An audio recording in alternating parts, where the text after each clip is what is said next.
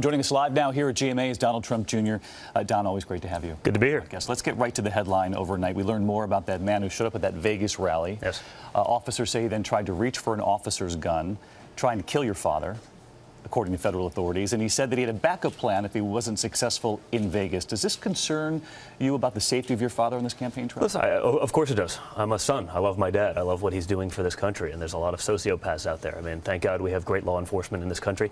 They've been treated terribly, but they're fans of ours. We're going to support them. They do a great job, whether that be local law enforcement or whether that be the Secret Service detail. So I'm glad we have some real professionals watching out for him. But no big changes on the trail as far as... Listen, I think you can only plan for so much. I mean, this is a guy that got through. He tried to steal someone's gun at the time. I mean, you can't plan for every scenario. I mean, I think these guys do try to do whatever they can to prevent those things, and I think they will. But I think this is an unusual circumstance, and again, I'm glad nothing happened, obviously. All right, let's get to Corey Lewandowski, former campaign manager. We know he's out in the last 24 hours. There's a lot of talk that your father relies heavily on you and your siblings, Ivanka. Were you in the room when he was fired? Yes, I was.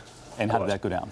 Well, listen, I think there's an understanding. I mean, we have a great relationship with Corey. You can see the way, we've all talked about each other. It's not an easy thing to do. I mean, he got my father to where we are today, which is historic. I mean, when you think about to win the highest number of GOP votes ever in a primary with zero political experience prior to that. I mean, I think that's very special.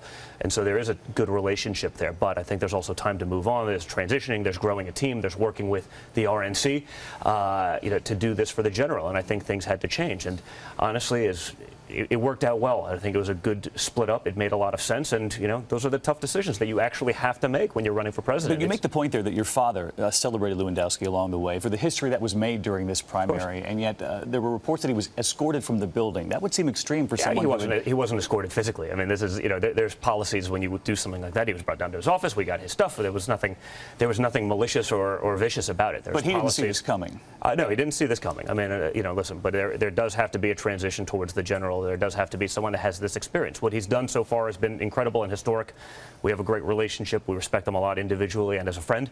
But we do also have to move on and transition for the general. Let's get to the numbers that we just heard Tom report there. As presumptive nominee the first month, your father raising about $3 million. During the same period, Mitt Romney, $23 million. John McCain, about $20 million for that time frame. But more importantly, you're up against Hillary Clinton, who raised $25 million in May alone. Does that concern you? Not really. I mean, I think when I look at May, I mean, we were still self-funding part of May. I mean, we were doing this out of my father's own pocket. He spent $50 million of his own money to get here because he wants to show that he's not beholden to anyone. He doesn't owe anyone the nomination. He did that all on his own. So now as we start to do that, that's basically a couple online donations. But now we're going out, we're reaching out to people, we're reaching out to the RNC, we're working with them very effectively to raise bigger money. And while you reach out, this money pays for national ads. New York Times reporting this morning that the Trump campaign has no national ads up right now.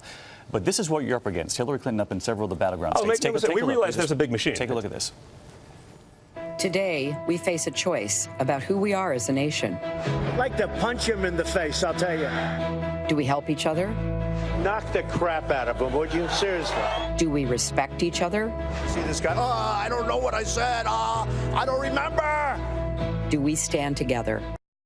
How do you fight this with $3 billion in May? Listen, I think we'll do it based on her record, based on her past, based on everything that she's done. I mean, when you run a country and you're the Secretary of State, and yet during that time you put $140 million in your pocket, that's what's wrong with D.C.